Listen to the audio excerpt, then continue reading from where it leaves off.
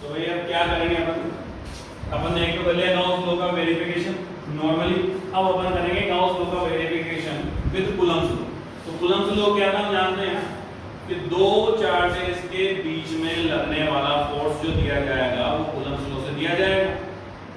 यानी कि अगर अपन एक चार्जेस को यूनिट मान लें तो k q1 q2 upon r² का फॉर्मूला केवल इतना रह जाएगा k q1 और q2 का अपन ने मान रख दिया तो क्या बचा k q1 अपॉन r², यानी कि intensity due two point charge की फॉर्म में बन जाएगा। तो अपन ये वेरिफिकेशन उससे करेंगे कि भाई कूलम्ब्स लॉ आगे चलेगा तो एक चार्ज को मानने के साथ वो क्या था यूनिटी। तो उसके लिए पहले दो चार लाइन लिख लेते हैं फिर आगे बढ़ाना है। We know that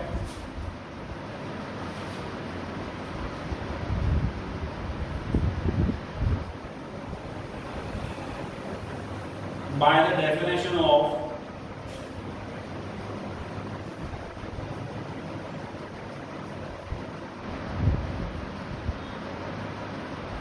electric flux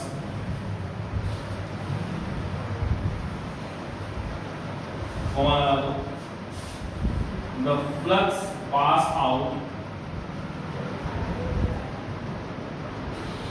from a surface is given by following formula.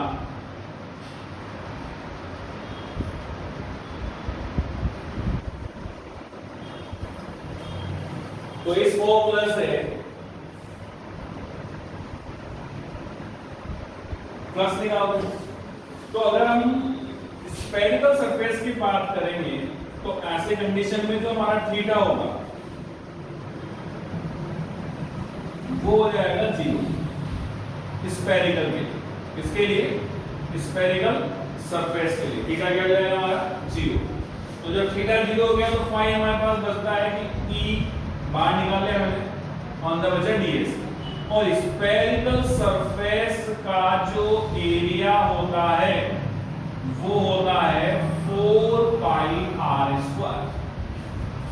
Spherical surface जो है और इसका एरिया कितना होगा 4 पाई r², यानी ds की वैल्यू कितनी है हमारे पास 4 पाई r²। तो यहां से हमारा फाई इक्वल आ गया 4 पाई r²। एक चीज तो हमारे पास निकल गई। अब हम क्या जानते हैं कि अकॉर्डिंग टू कूलम्ब लॉ जो इंटेंसिटी है due to a point charge, वो पॉइंट चार्ज की इंटेंसिटी हम जानते हैं कि 1/4 pi epsilon naught q upon r² होगी। According to Coulomb law intensity of electric field कितनी होती है साहब? यहां लिख रहा हूं मैं, इंटेंसिटी जो है वो कितनी होगी? कितनी होगी? अब इक्वेशन फर्स्ट और इक्वेशन सेकंड से काम में लेते हैं। फर्स्ट सेकंड क्या मिला भाई हमें? फाई इक्वल ई की वैल्यू रखना है 1/4 pi epsilon naught q upon r² multiply by 4 pi r²। r² से r², 4 पाई से 4 पाई, तो हमारे पास बचा क्या q अपॉन एप्सिलॉन नॉट, यानी कि हमारा गाउस लॉ था वेरीफाई कर दिया हमने। तो कूलम्ब लॉ कहां है? यहां पर कूलम्ब लॉ क्या कह रहा है भाई कि इलेक्ट्रिक फील्ड इंटेंसिटी जो पॉइंट चार्ज के कारण होगी वो ही होगी। अब हम कह रहे हैं कि नॉर्मली हम तो कूलम्ब लॉ लगाएंगे, तो कूलम्ब लॉ लगा दो कि q1 q2 अपॉन r²। अब फिलहाल दो चार्ज है लेकिन हमें तो गाउस लॉ केवल वन चार्ज के लिए वेरीफाई करना है, तो हमने किया कि भाई जो q1 q2 है उनमें से एक की वैल्यू ने वन मान ली, यूनिट है। अब एक तो बचा ना, तो q हो गया। तो हमने सीधा क्या लिखा कि पॉइंट चार्ज दिया हमारे पास, उस पॉइंट चार्ज की इंटेंसिटी क्या होगी हमारी? ये होगी। ठीक है, तो इलेक्ट्रिक फील्ड इंटेंसिटी किसकी? Of point charge. शाम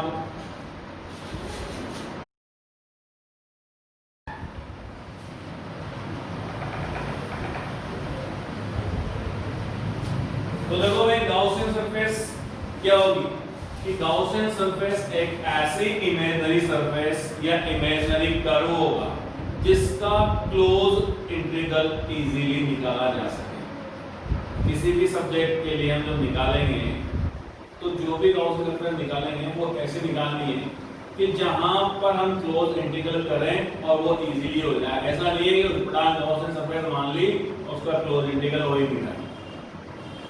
तो गॉस सरफेस एक इमेजिनरी सरफेस है जो हम मानेंगे, और ऐसे मानेंगे कि जो किसी भी ऑब्जेक्ट के लिए काम करेगी तो उसके लिए उसका जो क्लोज इंटीग्रल हो वो इजीली हो जाए। जैसे लीनियर के लिए जब भी मानेंगे तो हम सिलेंडर मानेंगे। क्या मानेंगे लीनियर के लिए? हम सिलेंडर, ताकि इसका क्लोज इंटीग्रल जब हम निकालें तो इजीली हो जाए। स्फीयर के लिए जब मानेंगे तो स्फीयर के लिए हम स्फीयर ही मानेंगे ताकि इजीली काम हो जाए। अगर हम कहीं शीट की बात कर रहे हैं कि साहब ये शीट है हमारे पास कोई, तो शीट के केस में भी हम जो मानेंगे वो सिलेंडर मान लेंगे कि साहब ये हमने गॉसियन सरफेस मान ली। तो हम ऐसे गॉसियन सरफेस मानेंगे जिसका इंटीग्रल हमसे इजीली हो रहा है। ऐसे कोई भी प्लान सरफेस नहीं मानेंगे जिससे नहीं हो रहा है कि साहब हमें लीनियर दे रखा है, लीनियर में सर्कल मान लेंगे। लीनियर के लिए हम क्या मानेंगे? सिलेंडर मानेंगे कि भाई एक तो हम यहाँ मानेंगे, एक हम यहाँ मान लेंगे, एक हम यहाँ मान लेंगे, ज्यादा करेंगे तो यहाँ मान लेंगे। तो हमने ये मानना है।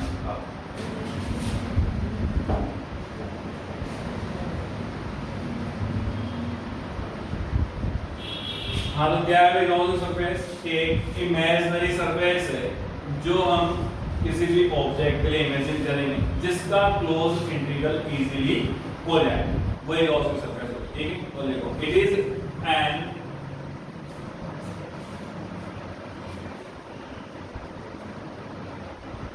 imaginary surface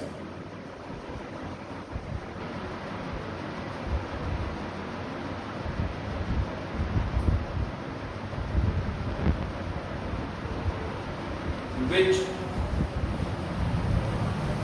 close integral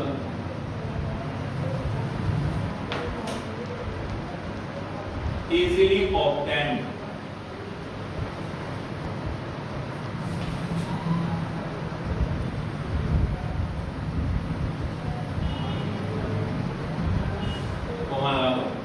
referred as Gaussian surface.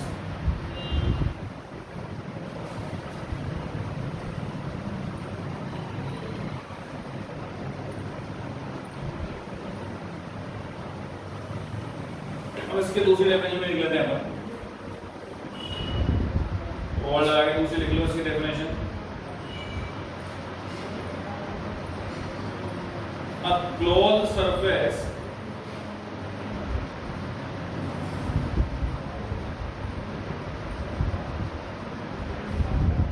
around a charge distribution। अब चार्ज डिस्ट्रीब्यूशन कौन सा हो सकता है? लीनियर हो सकता है, सरफेस हो सकता है, या वॉल्यूम हो सकता है।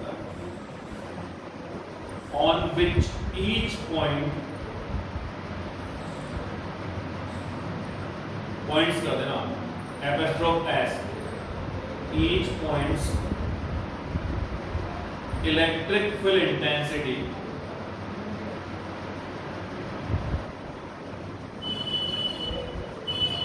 remains same and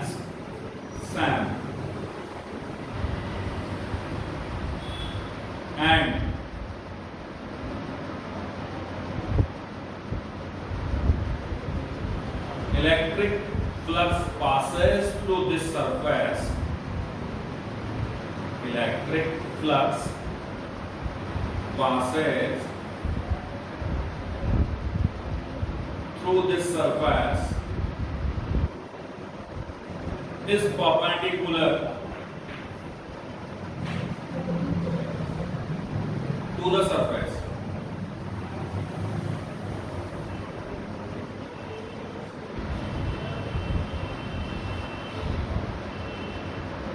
ठीक है, दो डेफिनेशन होगी, कौन सी भी याद है कि भाई एक तो क्लोज सरफेस जो हमने इमेजिन करी है जिसका क्लोज इंटीग्रल इजीली हो जाए, या फिर ऐसी सरफेस जिसके ईच पॉइंट पर इंटेंसिटी क्या है? इक्वल, और फ्लक्स परपेंडिकुलरली पास हो, क्या कहलाएगी? गॉसियन सरफेस कहलाएगी। ठीक है, अब इसके हम डेरिवेशन करेंगे, तो एप्लीकेशंस लिख लेते हैं इसकी, जिसमें हमारे डेरिवेशंस आएंगे। उनमें से एक डेरिवेशन एग्जाम में 100% आना है डेरिवेशन के फॉर्म में। तो एप्लीकेशंस ऑफ गाउसियन सरफेस या गाउस लॉ लिख लो, एप्लीकेशन ऑफ गाउस लॉ। तो ये गाउस लॉ की एप्लीकेशंस क्या क्या है जिसकी हम बात करें।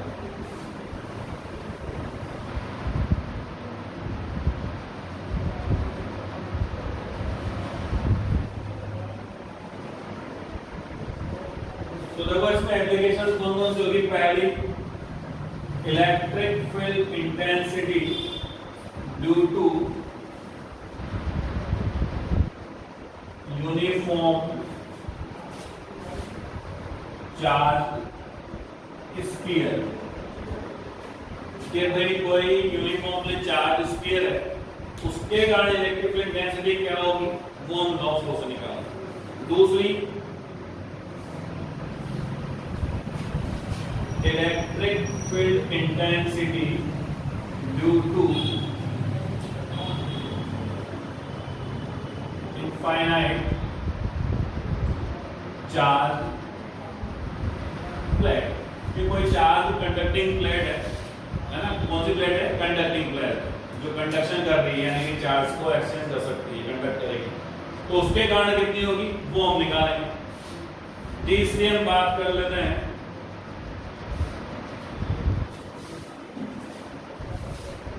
Dielectric charge sheet. प्लेट होगी, चार्ज शीट होगी।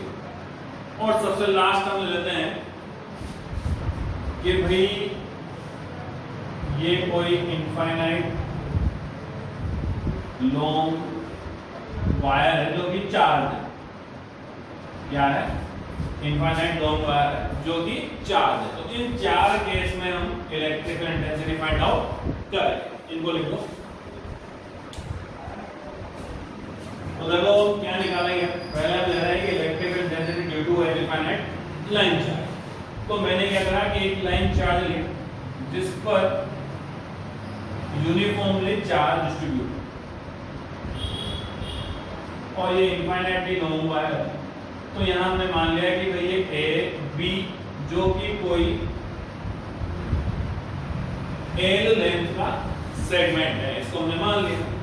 इसकी लेंथ तो क्या है, इनफाइनाइट है, इधर भी जा रहा है उधर भी जा रहा है, लेकिन हमने नेक्स्ट सेगमेंट मान लिया ए बी जिसकी लेंथ कितनी है एल। अब इसके मिड पॉइंट ओ से आर डिस्टेंस पर कोई पी पॉइंट माना है मैंने, जहां पर मैं इलेक्ट्रिक इंटेंसिटी फाइंड आउट करूं। तो उसके लिए मैंने क्या करा, सेम डिस्टेंस पर इधर पॉइंट बना दिया और एक गाउसियन सरफेस मैंने इमेजिन करी जो कि सिलेंड्रिकल गाउसियन सरफेस। कैसी है, सिलेंड्रिकल।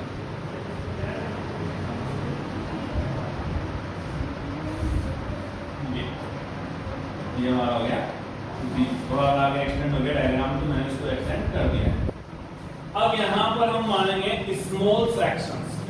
तो लाइन चार्ज के लिए जब हम सिलेंडर बनाने हैं तो 3 सेक्शंस मान लेंगे मैक्सिमम बहुत। और सेक्शंस ऐसे मानने हैं कि जहां पर हमें सेक्शंस की जो डायरेक्शन देनी हो वो इजीली पड़ जाए। ऐसा नहीं कि हम बीच में कहीं यहाँ मान लें फिर दूसरा भी यही मान लें, तो दोनों सेम हो गए। अलग अलग डायरेक्शन में सेक्शंस मानते हैं कि जिनकी जो आउटवर्ड डायरेक्शन हो क्या हो सबकी अलग अलग।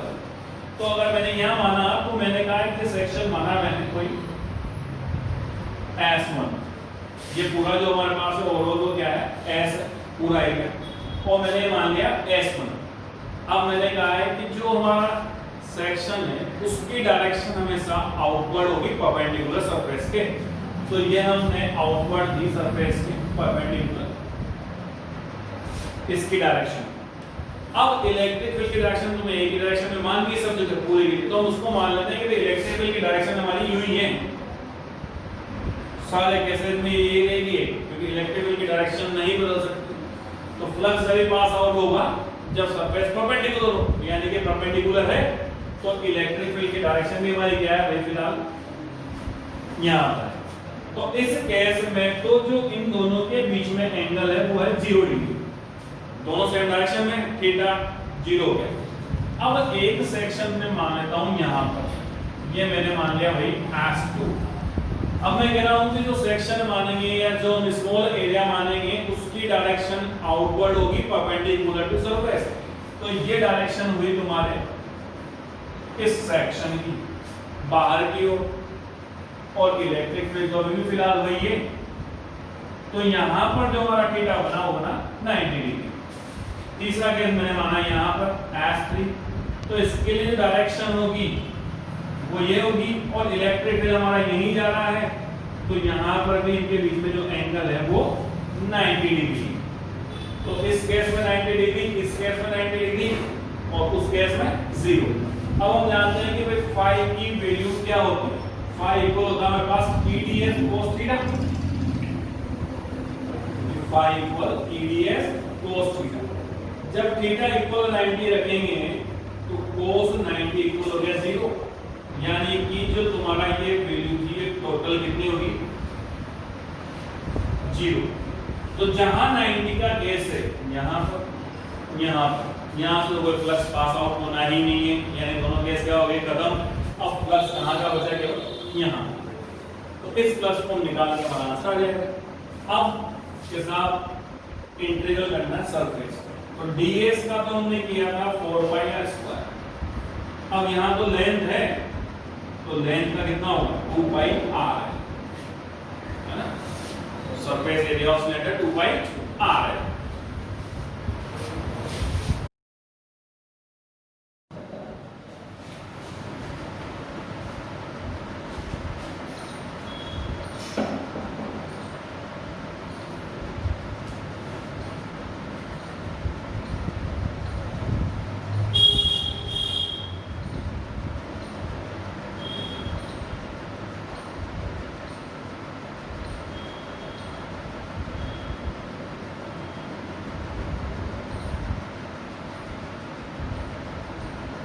तो ये था हमने कि भाई यहाँ पर हमने S1 माना था, S2 माना था, S3 माना। तो पहले रामायण लिख लेते हैं। तो रामायण क्या है कि कोई इनफाइनाइटली लॉन्ग वायर है जिसका AB सेगमेंट हमने माना है, जिसकी लेंथ है L। इसके मिड पॉइंट O से R डिस्टेंस पर कोई पॉइंट P माना है जहां पर हमें इलेक्ट्रिकल इंटेंसिटी फाइंड आउट करनी है। इसके लिए सेम डिस्टेंस पर इधर अपन लाइन ड्रॉ करी और एक गाउसियन सरफेस हमने डिजाइन किया है, और 3 एरियाज हमने यहां पर माने। तो लिख लो क्या है, let us suppose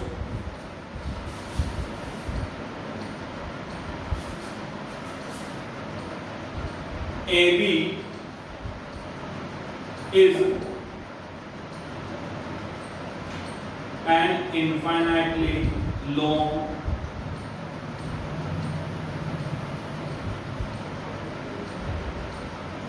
linearly charged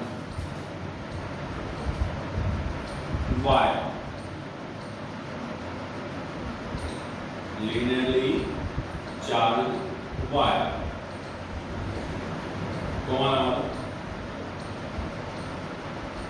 its charge density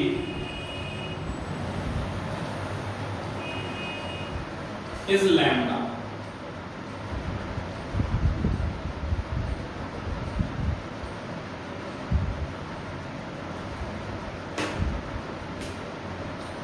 So we will find out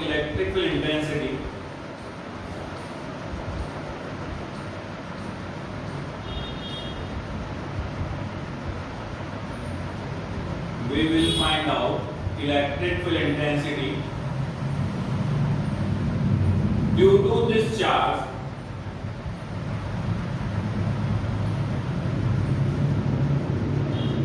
at r distance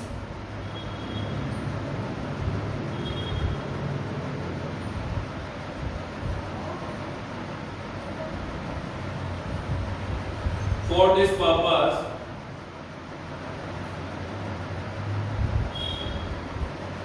we imagine a cylindrical Gaussian surface a cylindrical Gaussian surface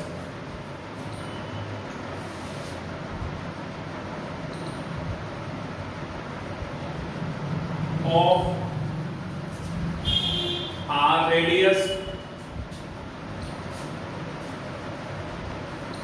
and L length, small n length, L length, as shown in figure.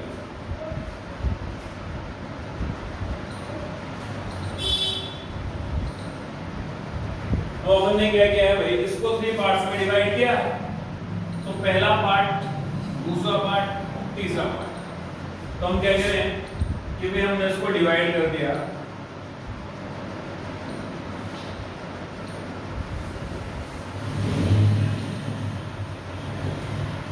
पहला हमारा है S1, जहां पर E और DS के बीच में जो theta है वो है 0 डिग्री। दूसरा पार्ट है जिसमें हमने लिया S2, वहां पर E और DS के बीच में जो थीटा है वो है 90 डिग्री। और तीसरा हमारा है S3, जहां पर E और DS के बीच में थीटा है 90 डिग्री। तो ऐसी कंडीशन में तीनों के लिए अपन फ्लक्स निकालेंगे। तो पहले हम S1 की बात करें तो अपन कह रहे हैं कि फ्लक्स जो है हमारा phi1 किसके लिए है, 4S1। तो ये phi1 बना हमारा EDS cos थीटा, कौन से सरफेस पर, S1 पर। तो हम कह रहे हैं थीटा 0 है, तो ये हो गया EDS cos 0 और cos 0 की वैल्यू 1। तो ये तुम्हारे पास दे गया EDS, E को बाहर ले लो और हमारे पास बचा DS। तो DS का जो इंटीग्रल होगा वो होगा 2 पाई RL। सिलेंड्रिकल सरफेस है तो सिलेंड्रिकल सरफेस लिखा जाएगा 2 पाई RL। अब अपन चलते हैं दूसरे पे, 4S2। तो S2 के लिए phi2 है 0। क्यों है भाई, थीटा है हमारे पास 90 डिग्री और cos 90 इक्वल होगा 0। और ऐसे अपन S3 की बात करें तो phi3 कितना है साहब, 0। क्यों है, क्योंकि थीटा कितना है हमारे पास 90, इसलिए cos 90 कितना हो गया 0। यानी कि केवल हमारे पास बचा है phi1। तो ओवरऑल जो हमारे पास आएगा phi, टोटल फ्लक्स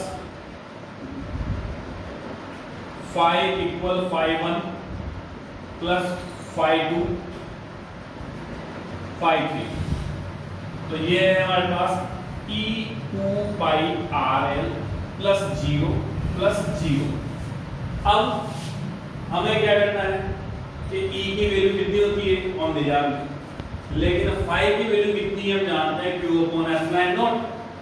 तो पहले तो हम लिख देते हैं phi इक्वल E2 पाई RL, कि सिंस phi इक्वल होता है Q upon S line not. यहां पढ़ के आएगा उसके दो से, क्योंकि मतलब इलेक्ट्रिकल डेंसिटी निकाल ली तो E को तो हम निकालेंगे। अब हम कह रहे हैं कि भाई ये लीनियर चार्ज डेंसिटी है तो Q इक्वल कितना होगा, lambda L। Lambda equal Q upon L, तो लैम्डा L हो गया। अब Q की वैल्यू कहां रखेंगे अपन, phi में। तो हमारा जो phi बना वो बना lambda L upon epsilon not.